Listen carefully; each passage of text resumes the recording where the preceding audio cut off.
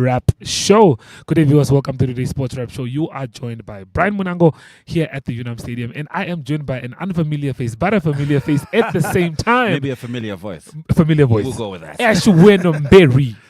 How are you doing, bro? I'm very good. I mean, look, it's chilly in Windhoek, but the sport action made it much, much warmer than one would have perceived it to be. Yeah. And so I'm excited for us to get into the wrap-up show and letting people know exactly what's been going on in the land of the brave in the world of sport. Before we get into the wrap-up show, I mean, we are definitely reporting from UNAM. Yes.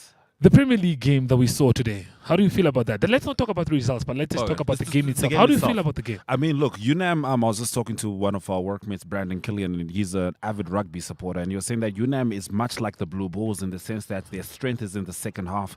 I mean, they lost this game in the first 3 minutes, if you ask yourself. How many knock-ons happened in that time? How many? But second half, they scored 4 tries. Okay. Let's not give everyone the tea yet of what happened. All right, fair and fine. Let's get into the hit list first.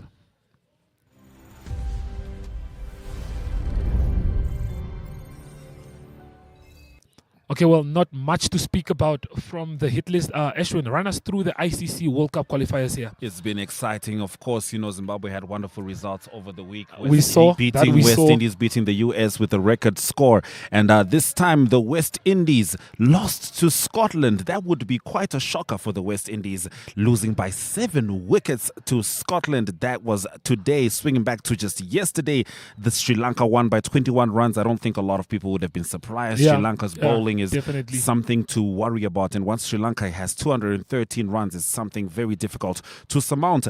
And of course, in the playoff game, Ireland won by 6 wickets, beating the United States, who lost by 304 runs to Zimbabwe. So they've had a very tough week. Are they not good at cricket, or what's the chat? Oh, they're horrible at it.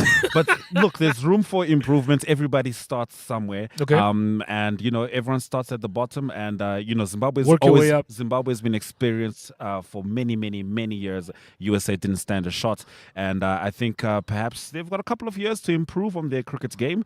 Their football game looks like it's getting an injection, considering the fact that they're going to be getting into the World Cup. Definitely. But right now, nothing to speak about from the United States of America. Nothing to speak about. Well, you are joined by Brian Munango and Ashwin Berry, and we will be getting into the weekend drop.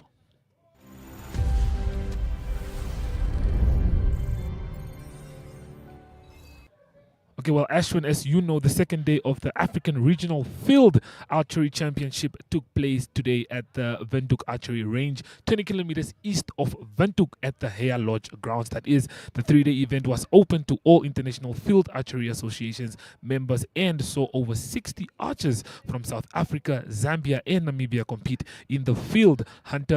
Hunter round was today and the animal round is tomorrow. The event was graced by the presence of Gert Snyman. He is the president of the South African National Indoor and Field Archery Associations. Let's take a look at that interview. Hi, I'm Jackie Kunsia. I'm competing for Namibia. It is RFAC, is the African Regional Field Archery Championships 2023. We are 3 countries here together, so it's Namibia hosting, then South Africa and Zambia. We're about over 60 archers that's taking part, and so there's 28 different targets that we rotate. The archers are all scattered around this this area. And yesterday we did the field round, and today it is the hunter round, and then tomorrow we will also have our marked animal round.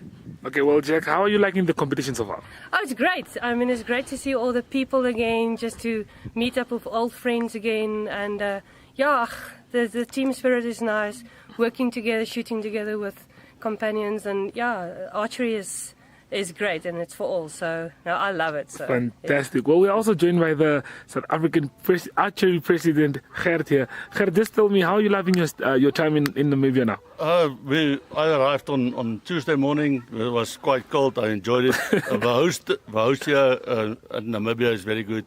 I think the preparations for the championship is excellent. The conditions and the competition for the archers it's at a good standard, it's very high. The marks what came in yesterday, the scores, it reflected it. Some people had a better day than the rest, and hopefully today will be better for the rest, all of them. Okay, thank you very much.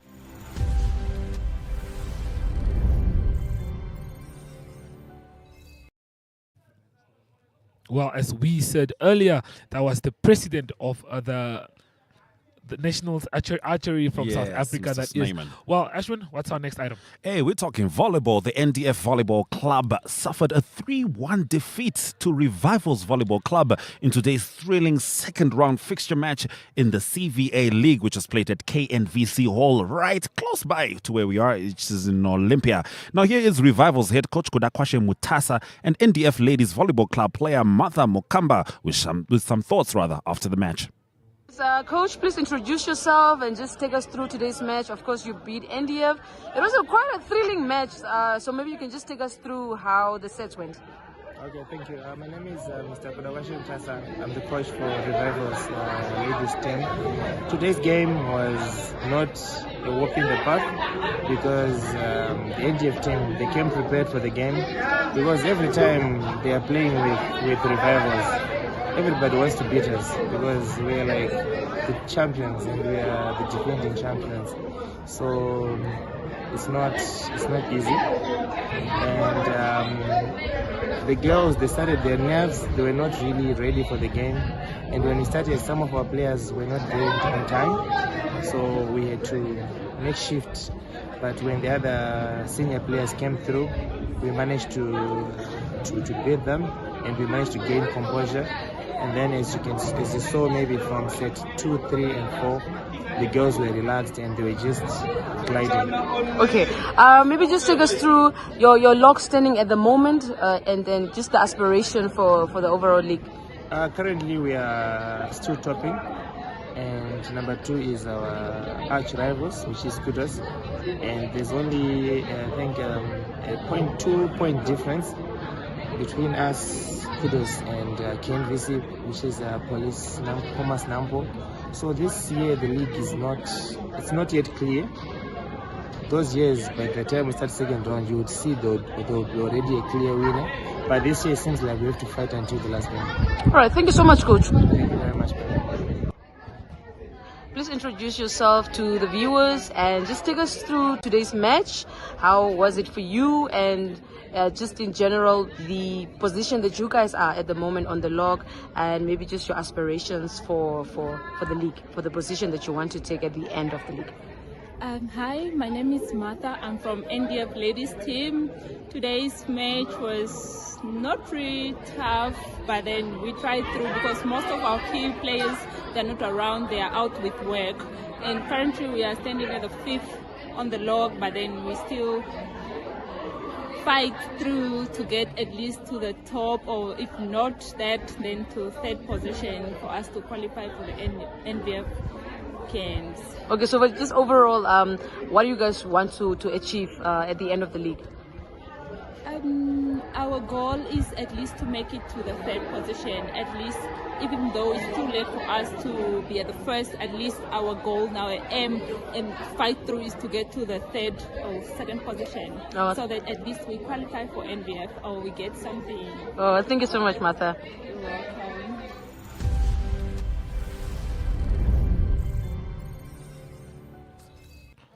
Well, that was a bit of the volleyball action. Ashwin, this is the moment we've both been waiting for. Absolutely. Let's talk about the FNB UNAM game against the FNB Wanderers in the Premier League. I mean, it was a stunning one, of course. I mean, look, you look back at their clash last year, you would have expected Wanderers to have the momentum, at least to pick up from there and have a definitive win. But just it was bossed anything. the game, as per yeah, usual. bossed the game. But I don't think that was the case over here. I think it was UNAM's game to lose, just considering their second half performance. But Wanderers was too strong, still potent. I thought Wanderers may have perhaps been feeling the void of Denzel Brewer potentially signing for a team in Poland. Shout out to but him, though. yeah, but Shout out to Johan Zeeman came through, and it seems like he's filling those boots quite well. And Wanderers had a win. Look, at the end of the day, what matters is, did you get the W? That's all that matters. If you get the W, that's it. And you know, I think the new outfit, the UNAM kids, I think they also contributed, to the energy, flair, to the vibe. energy, Yeah, they because definitely look those like guys literal came out fire. really don't they? strong. Yeah. But I mean, not to keep anyone waiting with the results and with the chat. Let's take a look at those highlights.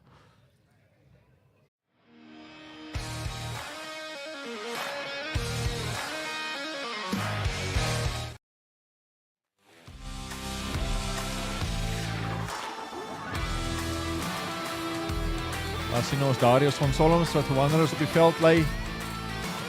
So Wanderers met Eugene Jantjies daar op in die nommer 25 het hy van die reservebank af opgekom en laaste doelskop geplant om daai wedstryd vir hulle gelykop te laat eindig met 25-11 teen Reeuwat om Wanderers se onoorwonde rekord vir die seisoen te bou.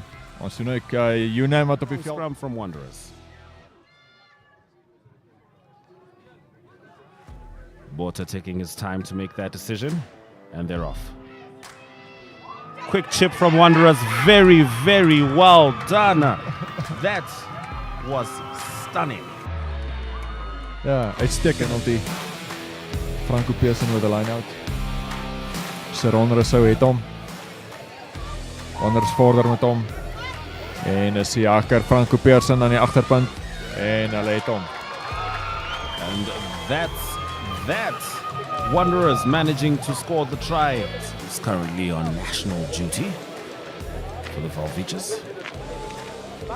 UNAM getting it going again. Strong scrum from the Wanderers. Van Roy. Oh, this time they're not. Have to commend the defense from Wanderers. You know, when you're seeing the phases pile up. Oh, but would you look at this? Wanderers. Yes, strong tackle over there. But good run. Good run. Desperation there on the side of UNAM. Yes. At building up the phases and then losing the ball. I think so. I think that's what might have been the tail end of that. Beautiful, strong pace. Wonderful run. That is try time from number 12, Johnny Muenyo. UNAM will love that. Gaan grond toe. Reuben Botha gee vir Ignis Tripodi. Bal kom vinnig uit, stuur hom regs. Dani van der Merwe soek deurkom kans, loop hom vas. Maar hy ruk hom los en hy gaan druk in die hoekie. Uitstekende aanvaller Dani van der Merwe. That is going to be a Wanderers So, wen hom. Reuben Botha. Radel Wessels loop hom af vas in die middelveld. Reuben Botha wat hom beheer met die voet, kom daar weg. En is Johan Simon. We were talking about Johan Simon Jr. who's stepping in for both. A match they managed to claw back into and equaling it 25-25. Of course, this is a much larger deficit for UNAM in particular. But can they cut into it? It seems like they can through the efforts of Rowan Janssen. UNAM. Wanderers seemingly on the back foot defensively right now. Quick and nifty play, which led to try time from number 8, Ronaldo Ritman. Ja, goeie fases. Ritman. It's up. It's got the height and it's got the aim. Yet again for themselves. That looked like a knock-on, certainly. Referee caught it just in the nick of time as Halfiku tries to wrestle for the ball. It's a little messy. Can they clean it up? That was quite the handoff. My goodness. En is Kieron Diergaard wat daar op loop gaan. Mannetjie wat ook tot onlangs nog by Wanderers gespeel het. Stuur die bal uit, Jaden Jeffrey uit na Sharif Titus toe en hy rond af. En is nou UNAM. Rowan Janssen is up to it again. Scored one of UNAM's emphatic tries. Jeffrey wat daar so 3 of 2 teruggedra word. En dan is dit Rashano van Roy wat sy gaping sien voor hom oopgaan. En hy breek self deur. En the scoreline is UNAM 31, Wanderers 27. Wanderers this time needing to figure out a way back into the game. And they may have just managed to do that. Wow! Stunning run over there. UNAM swinging the ball out. Quick pace from UNAM. Zal. A little too much on that one there. UNAM will need to defend this sooner rather than later. Titus seeking to defend it. Oh, some awkward play. Oh my goodness, very interesting. Referee doesn't. Seeking to defend it. Oh, some awkward play. Oh my goodness, very interesting. Referee doesn't call anything. Play does continue. All players need to stay aware because that might happen. Number 13, Danny van der Merwe, putting an end to the chaos. Rosano van Rooi met die hoërskop. Rosano van Rooi kry hom in die hande, stuur vir Antago Nanune. Sterk veel, stamp daar vir Jantjies af. En hy gaan direk daar in die hoek. Eugene Yankees, an assignment not as difficult as the others. And he gets that going.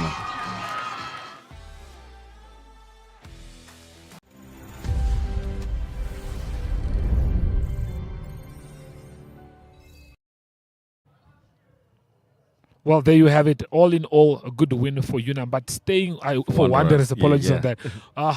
Staying on rugby, the Namibian national rugby squad had a productive session at Hage Geingob Stadium on Saturday morning. That was this morning, actually, open to the media and public as part of the first 2 training camps, with a number of players joining from clubs in Europe, USA, South Africa, Australia. The squad of 40 players are building up to the announcement of the touring team to Uruguay at the end of July. What are your thoughts on that, Ash? I mean, I think it's definitely exciting news. Namibia, of course, hoping to register its very first win at the Rugby World Cup. Some of those players, one of those players which would have been missing, particularly in the clash that we just looked at, was AJ Kearns, was called up into the squad. Yeah. Of course, if Denzel Brewer is still trying to figure out how to get to Poland, I don't think he'd be called into the squad right now. Okay. It would be interesting to see folks like Mutana also pulled back into the squad. But I think, look, Namibia has to prepare. Uruguay is not necessarily always known as one of the international rugby teams, but my goodness, when they get it going, they can really get it going. They can surprise some folks.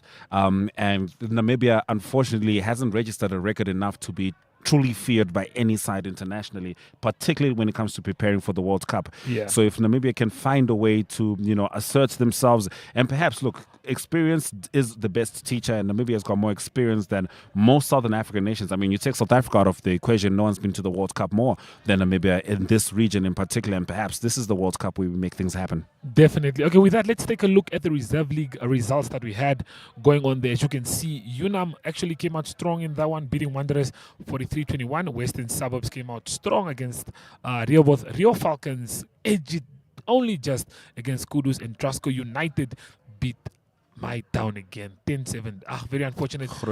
A very, very close win for them. But as you can see there, we have, let's take a look at the Premier League. UNAM coming short against Wanderers. Not a bad score, 36-42. And then we have Western Suburbs, who came out strong against Rehoboth. And then we have Rio Falcon, lost against Kudus. Kudus keep momentum. They're still at the top of the log, if I'm not mistaken. Interesting. Those two scores, look at them. Western Suburbs 27, Rehoboth 25. In the next game, Rehoboth Falcon 25, Kudus 27. Something about Rehoboth and the number 25 right now. Yeah. Then you see Trasco, they're losing comfortably against Grootfontein. That's going to be worrying for Trasco, because one would have thought that Trasco, opened a new page in this season. They gave Wanderers a run for their money at Wanderers. To lose 42-10 to Grootfontein sounds like you might need to go back to the drawing board. Okay. Let's not talk. Let's not do that to Grootfontein. We must have it's a well-deserved win. Oh, I would say so, but I watched Grootfontein last week. I think they would be relieved by this week's result. Well, I think with that, the log looks as... It's looking a little different. It is looking a little different. Kudus managing to stay at the top with 38 points, but Wanderers are right there also with 38 points. Just beneath them is United with 33 points, and that's the top 3. But then it gets interesting, because fighting for 4th is Suburbs, UNAM, and Rehoboth in that order. Western Suburbs with 25, UNAM on 21, Rehoboth on 20. Grootfontein and Rehoboth Falcons needing a lot of work to do, with Falcons on 10, whilst Grootfontein sits on 11 points. Well, there you have it. Moving on to our next, you see Namibian youth boxer Harry Simon Jr. yesterday defeated in India's, what's the boy's name? Rahul Singh. That one. Yeah. Over 8 rounds in the welterweight division. The fight was for both boxers to better their boxing ranks, as we heard, and Simon Jr. has now an undefeated record of 20 fights 25. That's Ashwin. impressive. Talk about it. You know, it's usually hard to live up to your father's reputation, but it seems like Definitely. he's on his way. He's on his way. He's good on track. He's still young, but let's take a listen to what he had to say.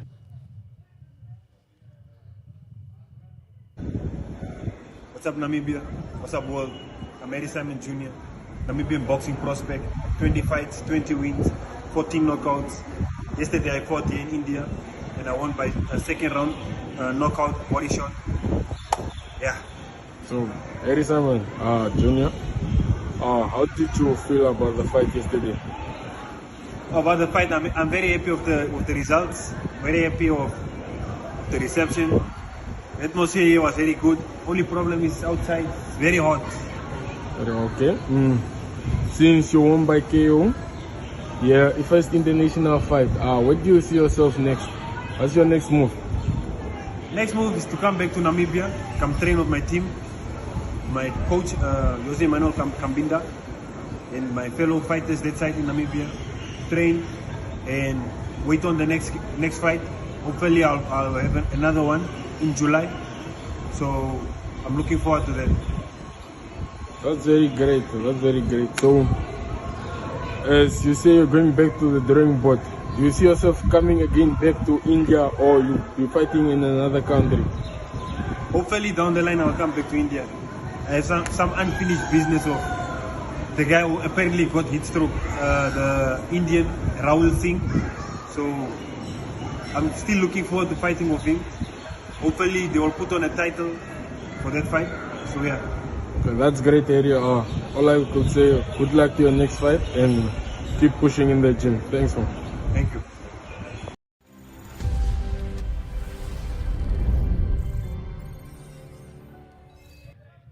Okay, well, Ashwin, It's looking exciting yet again in the Formula One. We had the sprints throughout the week over there. The first sprint, Lewis Hamilton showing what he's made of. I was having a chat with one of my friends who was trying to find out who is greatest of all time in Formula One. I liked his list. It looked a lot like mine. He had Lewis Hamilton as number one. Number two, Ayrton Senna. All you got to do is count the championships, brother. Number two is Ayrton Senna. Number three is Michael Schumacher. For me, I would have it the other way around. I would have Schumacher at one, Ayrton Senna at two, Lewis Hamilton at three. But right now, the top dog is Max Verstappen, who is, one might argue, Lewis Hamilton's, I don't know, what's the word I'm looking for? Anti-hero, villain, rival. I would say Michael Schumacher up there, number one. Without a doubt, I like that. We were together on Yes, that. you see, Schumacher up there, but I will not disregard Verstappen with what he's busy with right now. No, he's busy, but he's I will not not yet there. disregard. I don't think he's there. I mean, look, between Verstappen doesn't have half. He doesn't have a quarter of the championships Hamilton has. So I'm not putting him in the conversation prior to that. At least I know Schumacher, Ayrton Senna, and Hamilton, they've got it on the board. Yeah. You have to qualify to be in the GOAT conversation. And Verstappen is doing good, but he has to do good for long.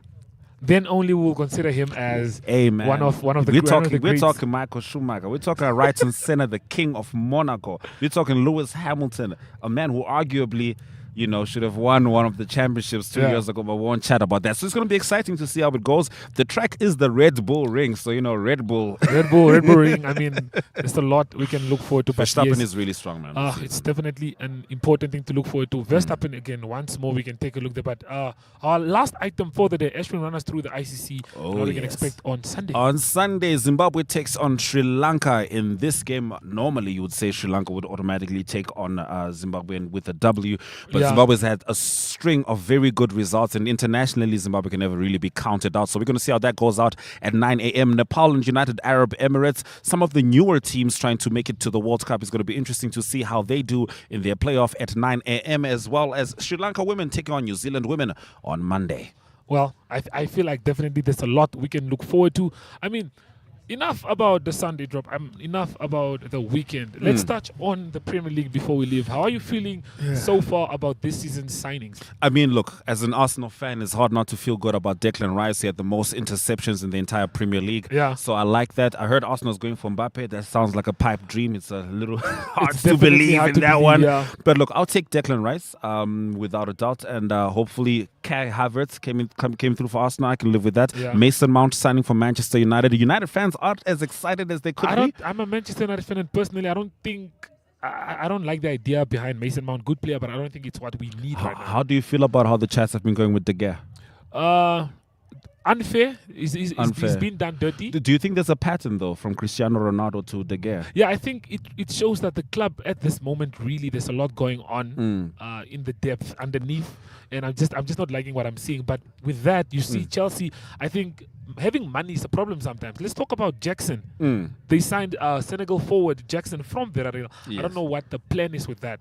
It's hard to believe in anything that sounds like a Chelsea plan because last year they had the most expensive squad and they could only muster up finishing 12th. So I'm okay with ignoring Chelsea for a while until they do something sensible. Well, just to touch on only a few games that we had or a few fixtures that we're looking forward to, transfer markets that we've been running through. We have been joined by the brilliant Ashwin Berry in studio just to talk about sports, run through what we had going on this weekend.